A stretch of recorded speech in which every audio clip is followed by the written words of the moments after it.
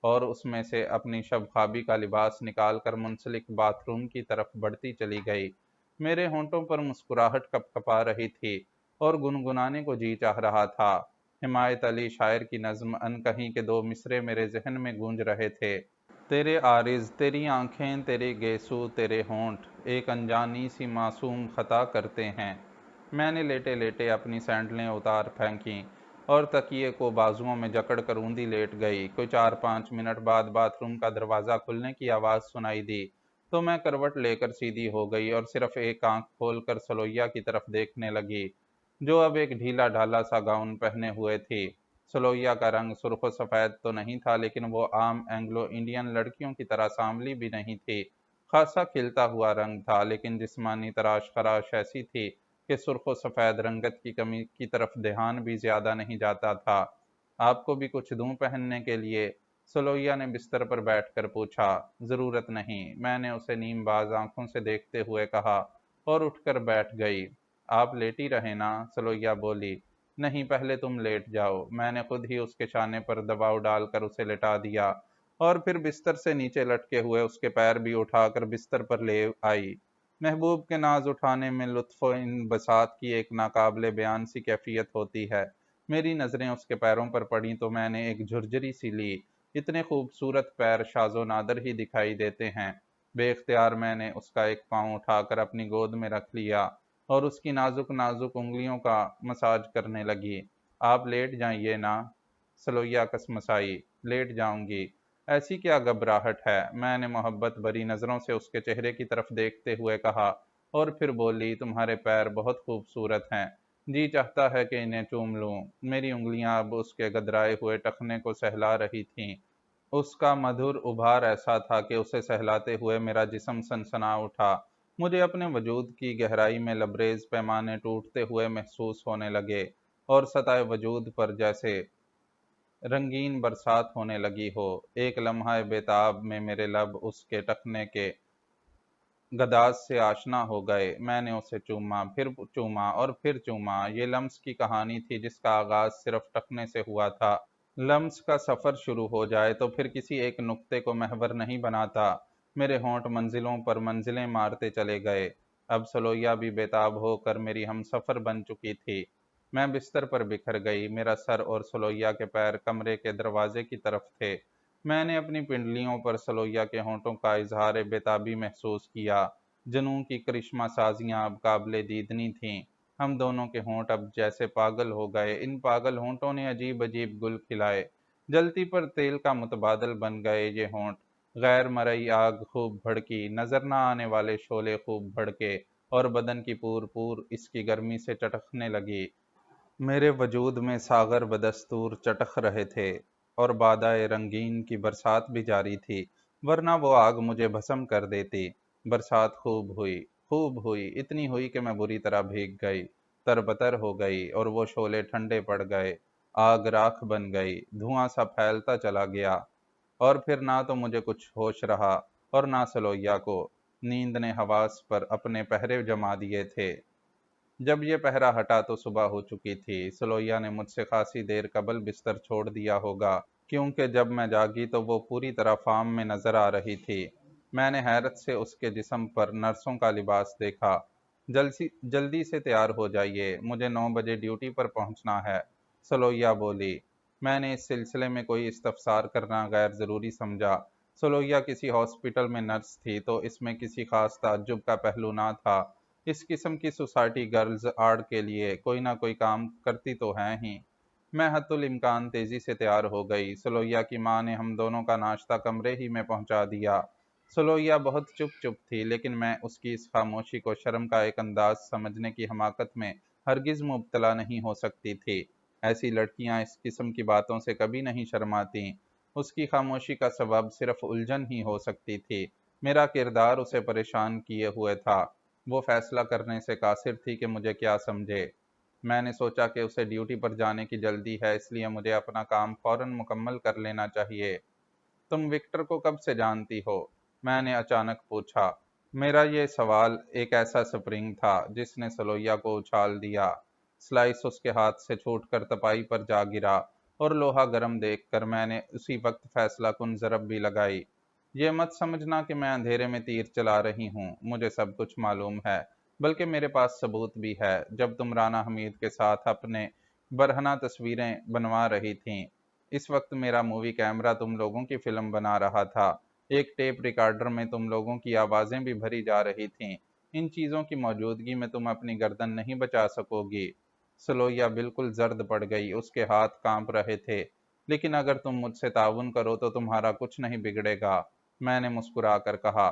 میں تم کو کوئی نقصان پہنچانا پسند نہیں کروں گی، تم بہت پیاری بچی ہو، تمہارے پاؤں تو بہت ہی خوبصورت ہیں، میں نے تمہارے ساتھ بڑا اچھا وقت گزارا ہے اور میری خواہش ہے کہ ہماری دوستی قائم رہے، اس لیے اس کی واحد صورت یہی ہے کہ تم سب کچھ ٹھیک ٹھیک بتا دو۔ وکٹر سے تمہاری ملاقات کہاں اور کب ہوئی؟